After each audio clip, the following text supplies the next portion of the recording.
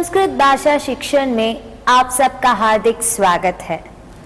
पूर्व पाठ में हम विधि लिंग लकार का अभ्यास कर रहे थे। इस पाठ में उसी के बारे में और जानकारी प्राप्त करेंगे। नमो नमः। संस्कृत भाषा शिक्षणे भवतां सर्वेषां हार्दं स्वागतम्।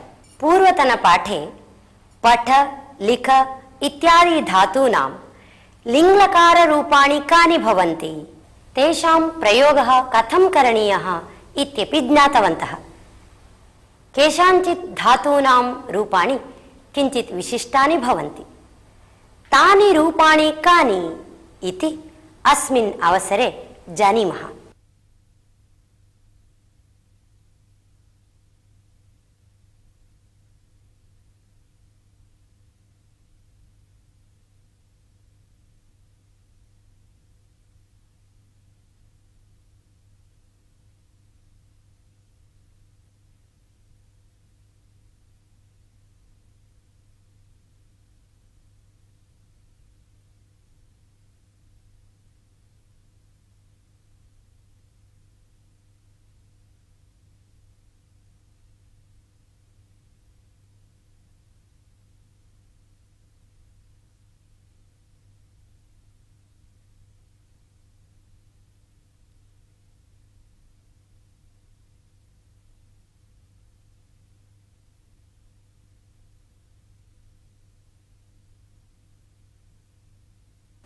कृ धातोः विधिलिङ् रूपाणि अत्र सन्ति।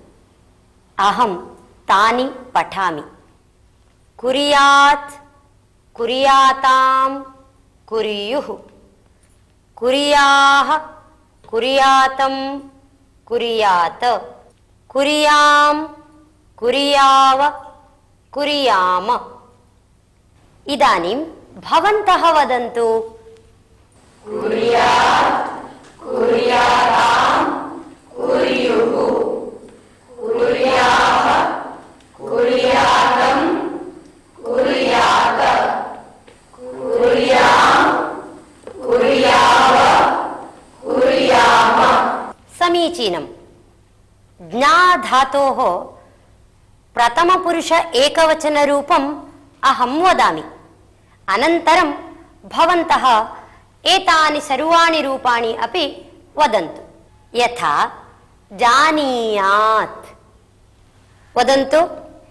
जानीयात्, जानीयातां, जानीयुः, जानीयात्, जानीयातं, जानीयात्, जानीयां, जानीयाव, जानीयाम। एतेन क्रमेण दा धातोः रूपाणि वदन्तु।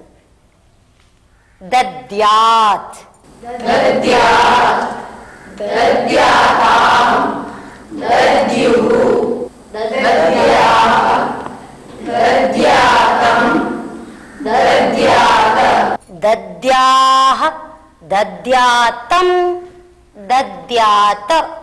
वदन्तु।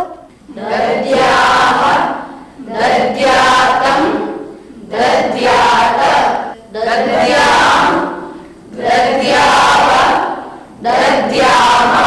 समीचीनं। भवन्तः सम्यक् रूपाणि जानन्ति। एतेषां वाक्ये प्रयोगः कथम् इति इदानीं पश्यामः। अहं तानि वाक्यानि वदामि। भवान् सत्कार्यं कुर्यात्, भवन्तौ सत्कार्यं कुर्याताम्, भवन्तः सत्कार्यं कुर्युः, त्वं देशसेवां कुर्याः, युवां देशसेवां कुर्यातम्, यूयं देशसेवां कुर्यात्, अहं संस्कृतसेवां कुर्याम्, आवां संस्कृतसेवां कुर्याव, वयं संस्कृतसेवां कुर्याम। वयं किं कुर्याम? वयं संस्कृतसेवां कुर्याम।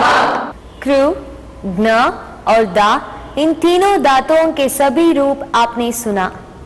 उनको वाक्य में प्रयोग कैसे करना यह भी आपने देखा। इदानीं भवन्तः पाठितस्य विधिलिङ्गलकारस्य यत्किमपि रूपम् उपयुज्य वाक्यानि वदन्तु। भवान् वदतु। अहं विद्यादानं कुर्याम्। उत्तमम्। धनिकः दानं दद्यात्। भवन्तौ संस्कृतवार्तां श्रूयाताम्।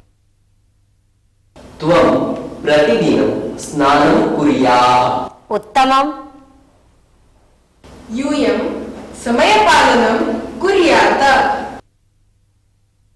आवाम् अभ्यासं कुर्याव। पंडितः शास्त्राभ्यासं कुर्यात्। वयं निर्धनेभ्यः धनं दद्यामः। दद्याम। वयं निर्धनेभ्यः धनं दद्यामः। छात्राः विद्याभ्यासं कुर्युः। यूयं वार्तां जानीयात्। भवती नूतनवस्त्रं क्रीणीयात्। उत्तमम्। भवन्तः असत्कार्यं न कुर्युः। इदानीम् अन्यविध अभ्यासं कुर्मः। अत्र लट्लकारक्रियापदानि प्रयुक्तानि सन्ति। भवन्तः विधिलिङ्गरूपे परिवर्त्य एतानि वाक्यानि पुनः वदन्तु। यथा सेविका गृहं मार्जयति। सेविका गृहं मार्जयेत्। वदन्तु। सेविका गृहं मार्जयेत्। छात्रौ विषयं जानीतः। छात्रौ विषयं जानीयाताम्। आवां शाटिकां क्रीणीवः। आवां शाटिकां क्रीणीयाव। त्वं दुर्गुणं त्यजसि। त्वं दुर्गुणं त्यजेः। शिष्याः प्रश्नं पृच्छन्ति। शिष्याः प्रश्नं पृच्छेयुः। एषा गातुं शक्नोति। एषा गातुं शक्नुयात्। यूयं समाचारं शृणुथ। यूयं समाचारं शृणुयात्। वयं फलानि नयामः। वयं फलानि नयेम। अहं दृश्यं पश्यामि। अहं दृश्यं पश्येयम्। गृहिणी जलं सिञ्चति। गृहिणी जलं सिञ्चयेत्। भगिनी धनं नयति। भगिनी धनं नयेत्। युवां दुग्धं पिबतः। युवां दुग्धं पिबेतम्। युवां दुग्धं पिबेतम्। अब तक आपने जो अभ्यास देखा उसमें दूसरे कई धातुओं का भी प्रयोग किया गया है। इदानीं नूतन अभ्यासं कुर्मः। अहं लिङ्लकारस्य एकवचने वाक्यं वदामि। एषः गणः द्विवचने रूपं परिवर्त्य वाक्यं वदतु। सः गणः बहुवचने तानि वाक्यानि वदन्तु। यथा सः सङ्गीतं शृणुयात् इति अहं वदामि। एषः गणः तौ सङ्गीतं शृणुयाताम् इति वदतु। सः गणः ते सङ्गीतं शृणुयुः इति वदतु। सः सत्कार्यं कुर्यात्। सत्कार्यं कुर्याताम्। सत्कार्यं कुर्याताम्। ते सत्कार्यं कुर्युः। वृद्धः दण्डं गृह्णीयात् वृद्धौ दण्डं गृह्णीयाताम् वृद्धौ दण्डं गृह्णीयाताम् वृद्धाः दण्डं गृह्णीयुः सः विषयं जानीयात् तौ विषयं जानीयाताम् ते विषयं जानीयुः शिशुः रुद्यात् शिशुः रुद्याताम् शिशवः रुद्युः सा गातुं शक्नुयात् ते गातुं शक्नुयाताम्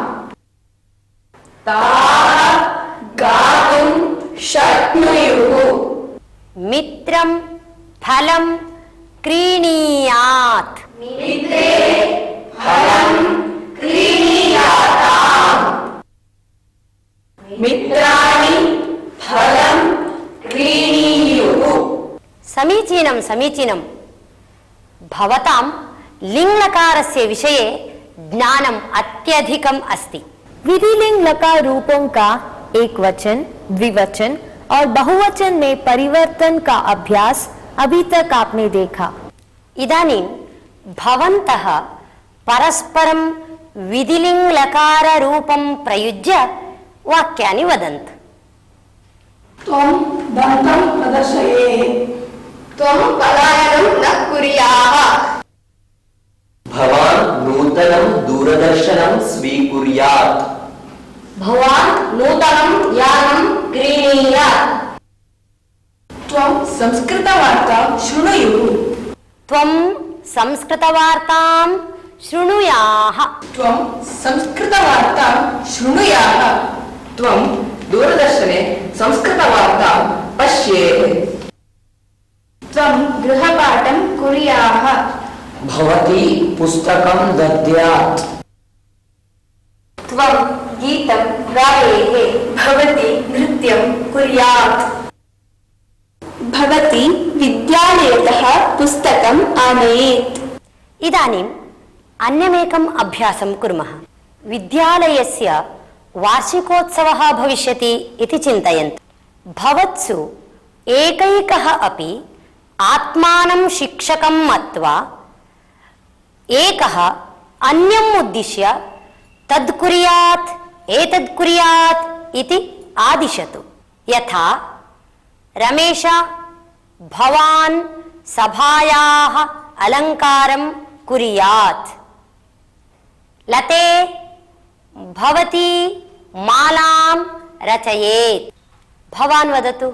श्रद्धे त्वं नृत्यं कुर्याः प्रज्वल त्वं भीमस्य पात्रं कुर्याः त्वं मम गदां गृह्णीयाः समीचीनम्। विश्वनाथ भवान् गीतं गायेत् भवान् गीतं गायेत्। वदतु। विश्वनाथ भवान् गीतं गायेत् प्रसाद भवान् अतिथिव्यवस्थां पश्येत् पल्लवी भवती रङ्गवल्लीं लिखेत् गणेश भवान् स्तम्भम् आरोह्य तोरणबन्धनं कुर्यात् समीचीनम्। रचने भवती एकपात्राभिनयं कुर्यात् अनिल त्वं हास्यकणिकां वदेः। सुनील भवान् सभागृहस्य व्यवस्थां सम्यक् कुर्यात्। रचने त्वं धन्यवादं वदेः। मनोहर भवान् भोजनव्यवस्थां कुर्यात्।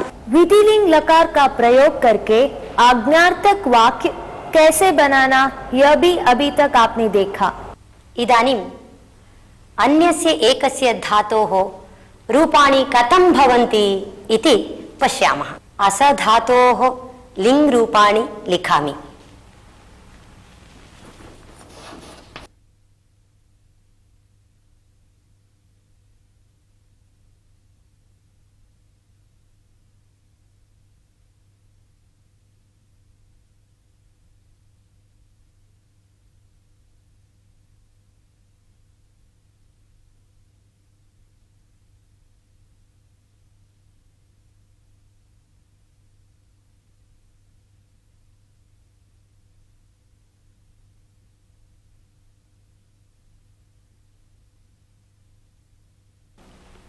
एवं रूपाणि भवन्ति। अहम् इदानीं कानिचन वाक्यानि वदामि। यथा सः विवेकी स्यात्,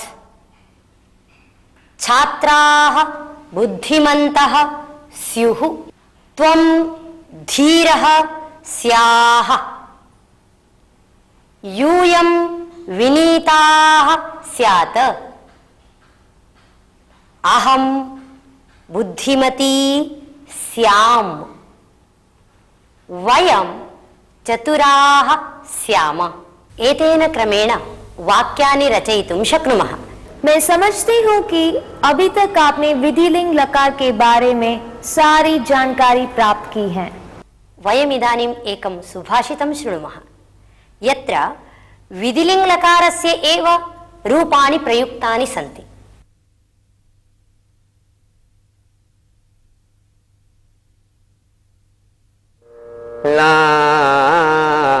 लालयेत् पञ्चवर्षाणि 10 वर्षाणि ताडयेत्,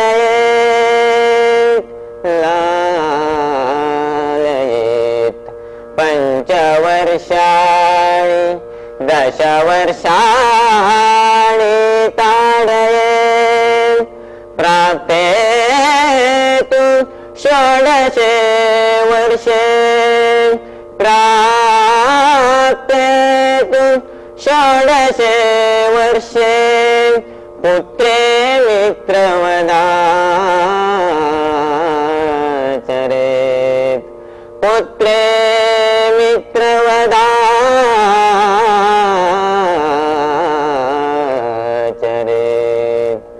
लालयेत् पञ्चवर्षाणि 10 वर्षाणि ताडयेत्, प्राप्ते तु 16 वर्षे, पुत्रे मित्रवदाचरेत्, पुत्रे मित्रवदाचरेत्,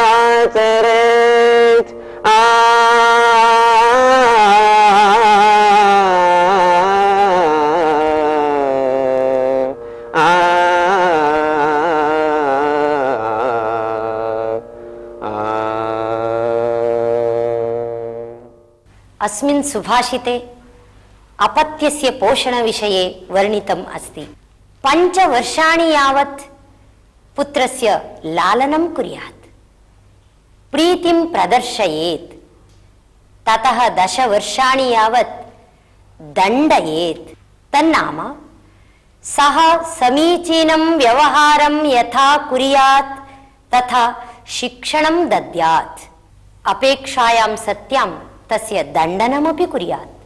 किन्तु यदा सः 16 वर्षीयः भवति तदनन्तरं तु तेन सह मित्रवत् आचरणं कुर्यात्। तन्नाम मित्रेण सह यथा व्यवहारः भवति तथा व्यवहारः करणीयः। इस सुभाषित में यह वर्णित किया गया है कि पुत्र के साथ कैसे व्यवहार करना। पहले 5 साल तक बहुत प्यार से पुत्र का लालन करना चाहिए।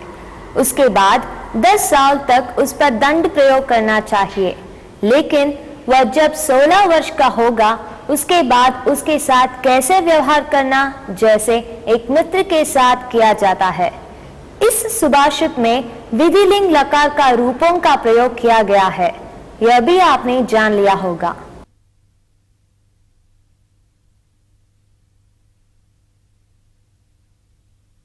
अहमिदानीम् एकां कथां वदामि। कस्मिंश्चित् ग्रामे गुरुनानकः प्रवचनं कुर्वन् आसीत्। सर्वत्र प्रशान्तं वातावरणम्, अनेके भक्ताः सम्मिलिताः आसन्। सर्वे अपि गुरुनानकस्य प्रवचनम् अत्यन्तं श्रद्धया शृण्वन्ति स्म। मध्ये गुरुनानकः पातुं जलम् आवश्यकम् इति उक्तवान्। तदा सर्वेपि शिष्याः जलम् आनेतुं धावितवन्तः। परन्तु मध्ये उपविष्टः कश्चन तरुणः भक्तः चषकमितं जलम् आनीतवान्। जलदानसमये युवकस्य गुरुनानकस्य च हस्तस्पर्शः अभवत्। तदा गुरुः, भोः, भवतः हस्तः मृदुः अस्ति, किं कारणम् इति पृष्टवान्। तदा युवकः उक्तवान् यत् मम जीवने एवं जलदानस्य अवसरः कदापि मया न प्राप्तः एव। तदा गुरुः पृष्टवान्, भोः, किमर्थम् एवं वदति इति। युवकः उक्तवान्, मम गृहे अनेके सेवकाः सन्ति। अहं कस्यचित् धनिकस्य पुत्रः अस्मि। अतः मम कार्यकरणस्य अवसरः एव न भवति इति। तदा गुरुनानकः जलम् अपीत्वा एव चषकम् अधः स्थापितवान्। युवकः एतद् दृष्ट्वा उक्तवान्, स्वामिन्, अहं कस्मै अपि एतावत् पर्यन्तं जलं मम हस्तात् न दत्तवान्। इदानीं कृपया अवश्यं पिबतु इति। यः जनसेवा एव जनार्दनसेवा इति भावेन सेवां न करोति, तस्य हस्तः अपवित्रः भवति। अतः अस्माभिः अवश्यं जनसेवा करणीया एव। यत्किमपि कार्यं करणीयम् एव इति गुरुनानकः उक्तवान्। गुरुनानकस्य वचनं श्रुतवतः युवकस्य नेत्राभ्याम् अश्रूणि आगतानि। सः लज्जया तं गुरुनानकं नमस्कृतवान्, गतवान् च। तत्पश्चात् सः युवकः परिश्रमेण कार्यं कर्तुम् आरब्धवान्। विविधेषु सेवाकार्येषु आत्मानं व्यापृतवान् च। कथायाः अर्थम् अवगतवन्तः किल? धन्यवादः। नमो नमः। इसी के साथ अब यह पाठ यहीं समाप्त होता है। अगले पाठ में हम फिर मिलेंगे। तब तक के लिए धन्यवाद।